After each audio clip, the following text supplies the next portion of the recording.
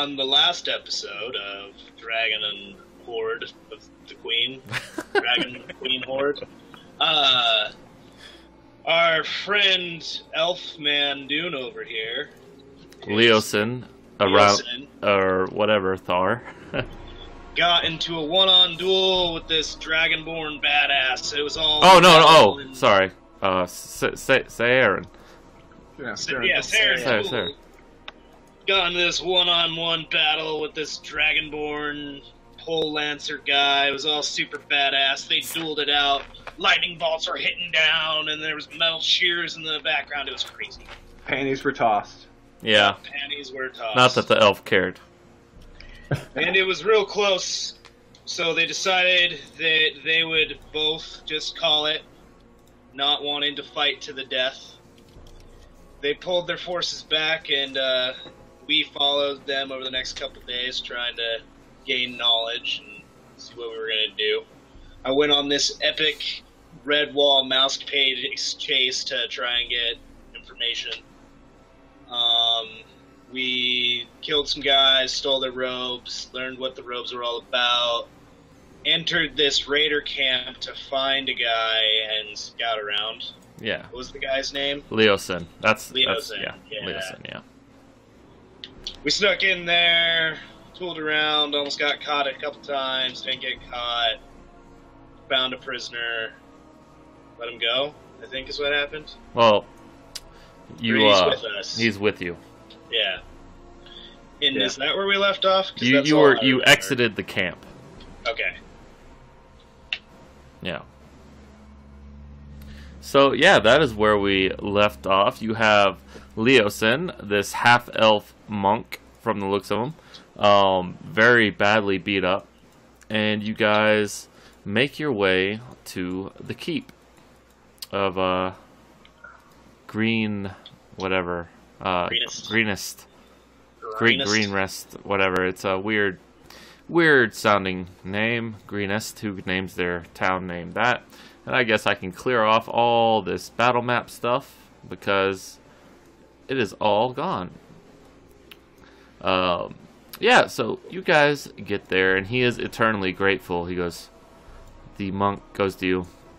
I have many things to plan for, but I do wish to speak to you in the morning. Where will you be at? Is there a bar? There's got to be a bar. We've got free room and board there. Yeah, you've got free room and board at the inn. At the keep. There you go. In the guest rooms. Yeah, that's where we'll be. Okay. I'd assume, unless anyone's trying to do something different. Nope. Alright. So, everyone sleeps the night.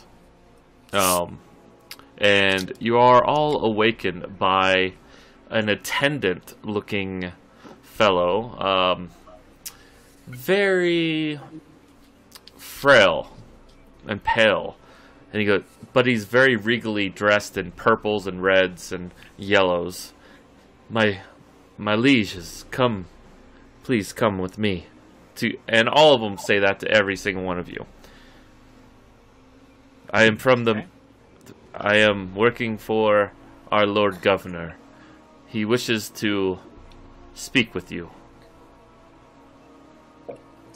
Very well. It's all good. Alright.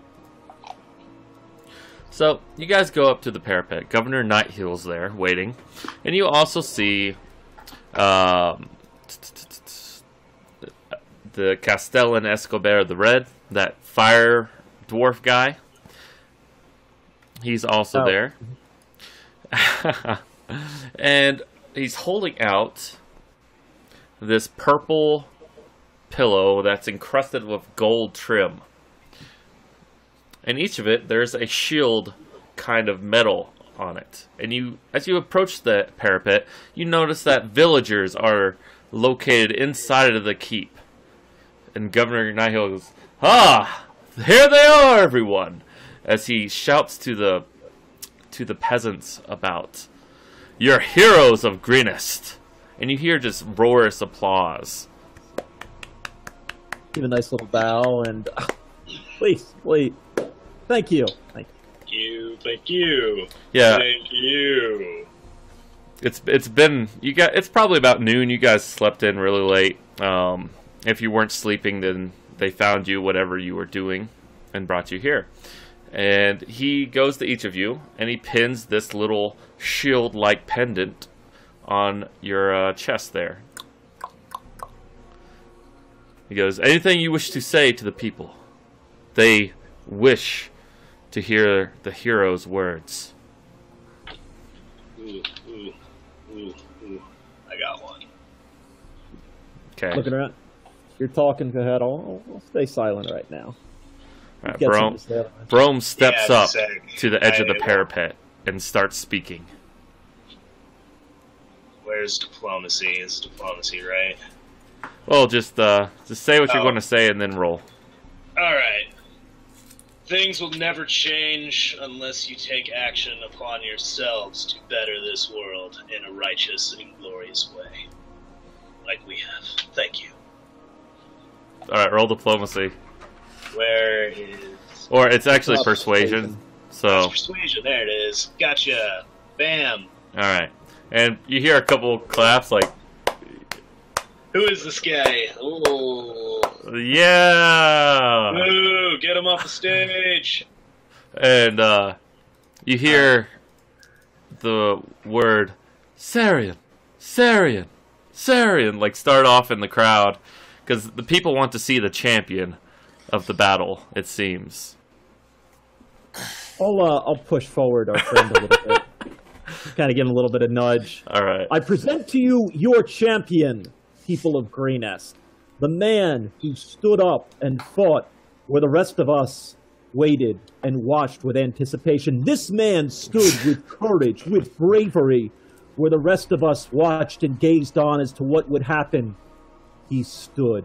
He came forward. When he was challenged, he stepped up. I present to you your champion, people. All right. All right. Look at that.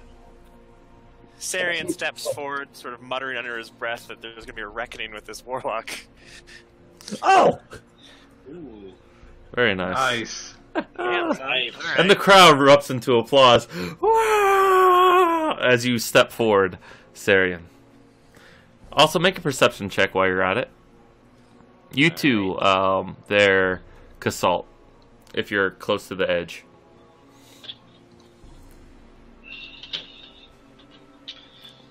All right. Start your speech there. All right. I'm Sarian, gonna, awkwardly sort of shuffles up and gives a sort of half-hearted wave to the people. He sort of looks a little... Thank you, everyone. I feel I only did what anyone else would have done in my situation. Thank you. He awkwardly shuffles back. Yeah. All right. Casalt, go ahead. Casalt's going to move up and just roar to the crowd that he's not here for their attention or for their praise. He simply has one question, and anyone with information should come forward. He's looking for a half-elf named Talus, and anyone that knows anything about her needs to come forward because her life could be in danger, and to see me after these stupid celebrations are done. All right. Everyone's like, yeah.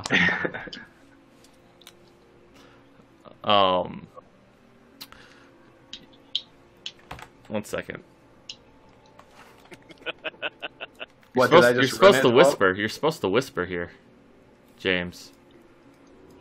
It's /W to whisper, and then my name. But it's okay. Devault, you're upset with Casalt's performance?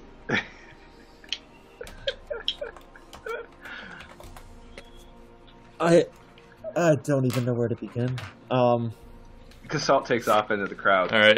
Everyone just kind of starts dispersing. You know, they were really excited from Devault's uprising, but I will be going to, what is the name of the tavern?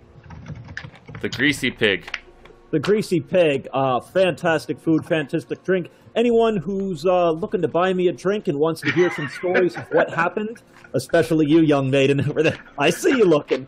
I will be there for, a few hours if anyone would like to hear some of the stories of our bravery and what we had done. Thank you. All right. While you're talking, Sarian and Casalt just take off. They go down the stairs from the keep and into the crowd. Casalt, since you left first, you spy Talus there, and she runs up to you and she caresses your face. Or she leans down to caress your face. It's been so long, my friend. Leans down. I'm a fucking dwarf. God damn it. I give her a hug and say that's safe. We move to a quieter area. I see you've really met Sarian. And Casalt would be a little surprised, but say, yeah, I knew that he was also... He's right behind you. But I don't know why. We haven't really talked about it, but now would probably be a good time to hash it out. Sure. Let's go to the Greasy Pig, as your friend was suggesting up there. And she gives you an elf greeting, although she is a half-elf. She respects your full elf heritage there, Sarian. Alright. I respond, warmly, not the full formal greeting, or, the greeting between friends. Alright. And I let her know that if we don't see her before then, that we're both staying at whatever we're staying. Yeah, you're staying at the keep. At the keep. That she can find us there if for some reason we don't meet up. Alright. Brome, do you want to do anything? Not really. Everyone stare at the stars. Alright, everyone's going. No, I'm gonna do the Groot thing. I'm gonna grow flowers for little girls. Alright. Beyond to you. You, while everything else is happening, you're spending there, you're in the keep, the courtyard of the keep, and you're just growing flowers and good berries, and some parents, though, they look at you just growing weird berries and handing them out to kids, and one worried parent comes over there and goes, "What do you think you're doing? I know you're the hero, one of the heroes and all, but you can't just be doing this." Shireen, open up your hand. What did he give you? Oh. What is this? What is this? Berry. Eat it. Eat it. Just eat it. Here, I'll eat one right now to prove to you how awesome they are. Nom. She holds her nose as she gets closer to you. You... What? Do you not have the facilities at the keep? You can take a shower, You're all covered in dirt and grime. Adventurer. What is that, blood? Adventurer. Why am I rolling my dice in person? That's not what I need to do. No, that's enough. I don't care if you're the hero. Shireen, come on, let's go. But all the other parents are like, whatever. You're the hero. Do whatever you want. Adventurer! Just yelling that, all charismatically. Alright. All the other parents seem to be watching, and they're just like, oh, Tom does have his hands full, I guess. And you're just sitting there, and you have like a group of 30 boys and girls surrounding you, all eating good berries and such, having a good time as you turn into squirrels and other various things, entertaining them. Awesome. Alright, meanwhile, at the tavern, so we have Devault, we have Sarian, and Casalt, and Talus, as well as full capacity bar right now. It is just overflowing, but there is a table reserved for you guys when you get there. Alright. Yeah, you just make your way through the crowd. Anything you wish to do? Little handshakes, pats on the back, things like that as I walk through. Yeah. A couple of shy maidens giggle as you pass by. Keep the smile going. All right. I need some tavern music for this, don't I? This is not the right music. I need Tavern. more beers. There we go.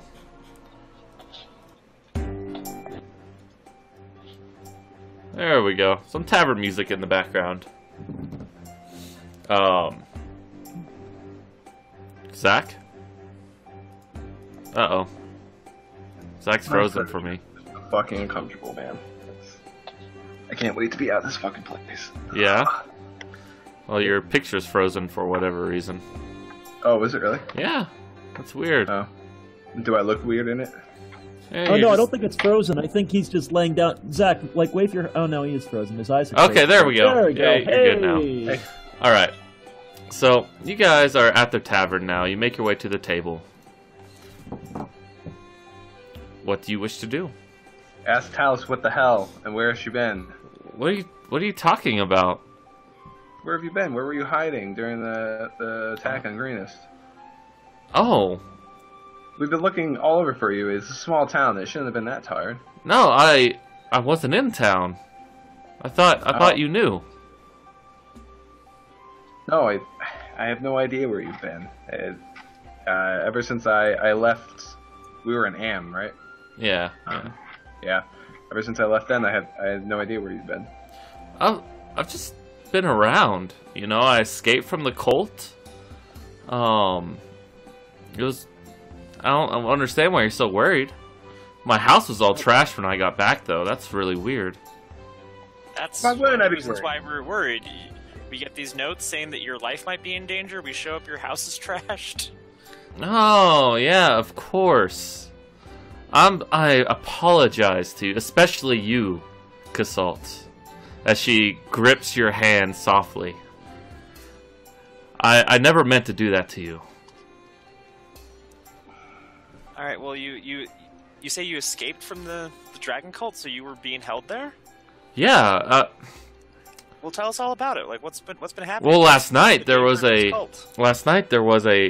huge disturbance in the cult ground. Like another cultist stabbed another cultist, and just a huge mob fight broke out, and I was able to slip out.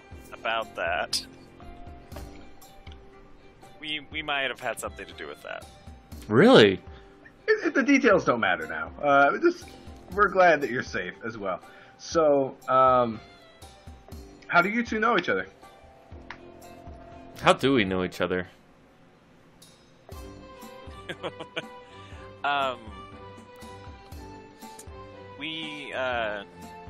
Her family, the elf side of her family is from my village. Okay. So we grew up together as children. Yes, Sarian is You know, a lifelong. I was like 50, she was like, 15. Elf childhood is strange. Yeah. We grew up together among the no, you're not a wood elf, you're a high elf, right? Yeah. All right. In the pretentious district of Elfland. You laugh, but the pretentious district is the nice part. Alright? Yes. But that's how we know. So Devault, you order a round of beers for everybody and everyone starts drinking. You see this friend of theirs, Talos. Any thoughts? How attractive is she? Quite attractive. Like on a scale of 1 to 10, she's like an 8.5. So that's pretty good. Yeah, it's only Wait that to half see, human I'll- bit that brings her down. You see her holding hands with Casalt, though. Yeah, I'll keep an ear out. I'm not necessarily interested in pissing off the dwarf right now. I've Okay. seen him when he gets angry. More or less, I want to kind of gather a little information from the locals. The main thing I'm going to be doing is talking up stories, but anyone who has little interesting nuggets of information as to what happened or things like that, I'm just kind of, in a joking manner, just trying to listen to see if anyone has any more tidbits that we don't necessarily know. You hear an old man. Slimy Bob is his name. He's not his real name, obviously. but that's just the name that he's been given by the townsfolk. And people, you're asking around for rumors, and people always say, man, Slimy Bob, he's got some weird stories to tell. Ask about the troglodytes. Seriously. Oh. Oh, is he off in the corner right now? Yeah, yeah, he's off in the corner just drinking, drunk, and greasy looking. I want to flag over a waitress, throw him a note of wanting to meet a little bit later after this has died down a bit. I don't want to just go up to him with all the people around us. I mean, at least I see as myself right now a bit of a celebrity. And if I go into the corner with this guy, and I mean, it's packed anyways. Like, yeah, there is like standing room only at this point. So whatever their best, if they've got like a scotch or a whiskey or a wine, whatever their it's on house, sir. You don't need to worry. Get him that, and I don't know, a bowl of stew or something like that, something that looks good and tasty. Fantastic. Note that to meet him in room, meet me in room 43. I didn't know you were like that. But okay, I'll do anything. Well, the note I would have folded just to give him that. You know that the Greasy Pig is also kind of, it's not a classic inn. It's like a pay by the hour inn, if you know what I mean. So when you're asking to meet him in room 43 or whatever. Well, no, I that was all in I'm not getting it. What do you mean? Oh, okay. I get note up. Oh, it's in a note? Okay. Well, I didn't want to bring attention that I wanted to meet this guy. Oh. Well, Greasy Bob's down for anything. I mean, I'm not. I don't want to lower myself. I don't want the people to be, seeing me. Oh, he's all greased up. Don't worry about it. Oh, fantastic! All right. Bob or Slimy Bob? Yeah, Slimy Bob, Greasy Bob, whatever. Just meet him sometime. Right now, in the he's Greasy Bob. He's Greasy. Greasy. You'll get to meet Slimy Bob. Multiple nicknames. Jesus Christ! All right. So, back to the Talos thing. She goes, so what have you guys been up to? You're big heroes now, it seems. Well, when we arrived in the town, it was right in the midst of a dragon attack. We rushed in trying to see what could be done, and it seems like one conflict led to another, and before we know it, the Lord Governor is asking us to pick targets and defend the city and escort people out, and our that sounds like druid made a treaty with rats. It was all a lot of stuff happened very quickly. Sarah soloed a fucking Dragonborn. Yeah, how you have changed. As she kind of pats your face, Sarian, and the scar is slightly attractive, I must say. Yeah, that was a gift from a cultist who shoved a spear through my face. So about these cultists, what do you know? Who saved your life? Oh yeah, that was me. Okay. Yeah. What about these cultists? The post online, the dwarf saying. Oh yeah. Get back to that. What's up? Zach, did you read that message I sent? The total eclipse of the heart. Yeah, that's what it was. Yeah, where someone goes, I just imagine that the dwarf is leaning over the elf singing total eclipse of the heart. And if you cool. hold me tight. Bonds forged in warm blood. That's all it is. I didn't see anyone's reaction to that. Sorry to disappoint the people who might be drawing fan art at this time.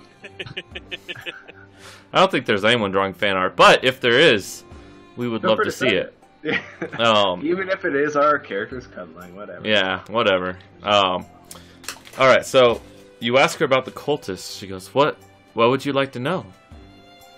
Well, your notes seem to imply that their threat was dire, and having fought them once before we managed to drive an actual dragon off, but plus we overheard that they might have more dragon eggs.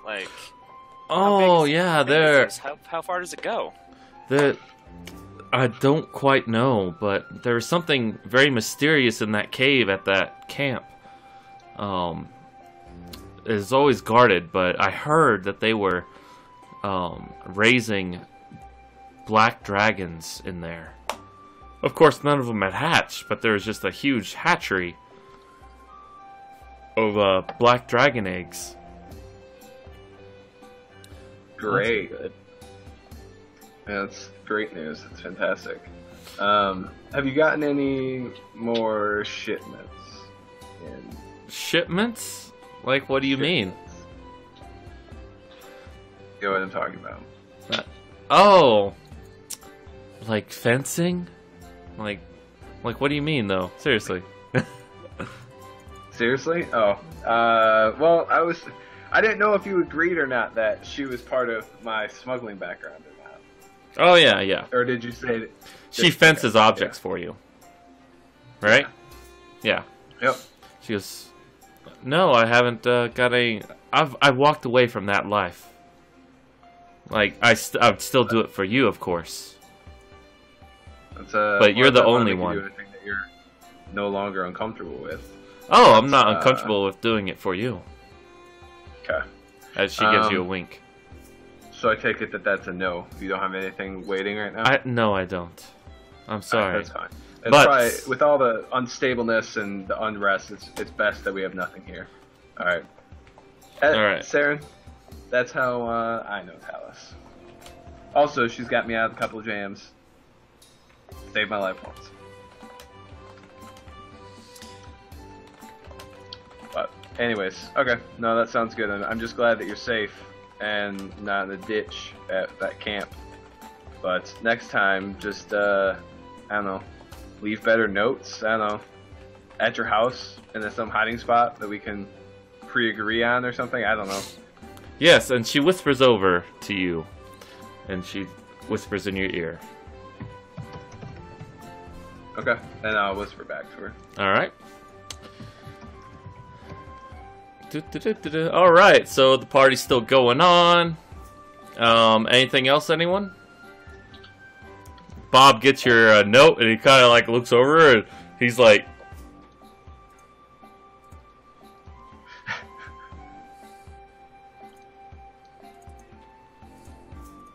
and he heads up, and he goes over and starts walking up the stairs. He gives you a wink. I'll wait 15 or so minutes, so it's not too suspicious that, you know, he's going up there and I'm going, and yeah, it's hoping too many people that did notice that, and any who did, I'd laugh it off of, you owed me some money. We had to bet on how many of these things I could kill, and yeah. Alright. And I'll head up to, you know, just chatting with him. If he's, as I said, I mean, if he's seen something that's a little bit different from the stories of what everyone else has, I'd be a little interested in that. Alright. So 15 minutes or so go. And, you go up to the room. The numbers 43 are staring you in the face. Open it up there. It's Slimy Bob in the room there. Greasy Bob is in there right now. Slimy Bob will be there shortly. But no, he's out there, and he's like undoing his clothes, like very drunkenly. I'm gonna be honest with you. I'm really just looking for. So you put that away, please. Oh God, please. But everybody likes Greasy Bob. Does another button. No, not no. Right now. All right, this 6'5", 350-pound man puts back on his shirt, leather vest, and he goes, "Well, what do you want then?" Truth be told, I heard you knew a little bit. Ask about the troglodytes. To be honest with you, I'm a bit of an author. I've been working on trying to pen out some of the area. Trying to basically looking for local legends. That's what brought me here to Greenest to begin with. Just trying to look up local folk tale and trying to assemble a chronicle of all of that stuff. Oh. So a story on troglodytes. You said, I'll credit it for you. And once the book is published, you know, you'll be contacted by the publishers, and you can certainly get what's come to you. in terms of royalty. Well, but I would really, like to call the book 50 Shades of Bob. I can call your chapter 50 Shades of Bob if you'd like. What's that? I can call your chapter 50 Shades of Bob if you'd like. I can't name the whole book. That obviously it's a collection of. It'll be a very long chapter in the book then. I'm sure It's basically what turned me on to psychotropic drugs and grease slithing and also some leather. Do you know anything bound about the leather troglodytes? stuffs? Oh yeah, that's where the story begins. You see, I was in a cave once, and there was these mushrooms, and it was about southwest of here. I don't know, 12 miles or so, but there's a cave full of troglodytes about 10 years ago. And they fed me some mushrooms and took me on a journey with their little hobbit friends and little other kobold friends. And Now, is this before or after you took the drugs that the troglodytes offered you? this is during. And you see, they took me to this back room, and they had hooks and all types of leather gadgetry all around. And the story devolves into the most degrading elements of sexuality you've ever heard. So the only thing of any type of use that I got from this was friendly troglodytes and kobolds giving the guy drugs in a cave 12 miles south. Yeah, pretty much. And that Bob's a very, very interesting individual.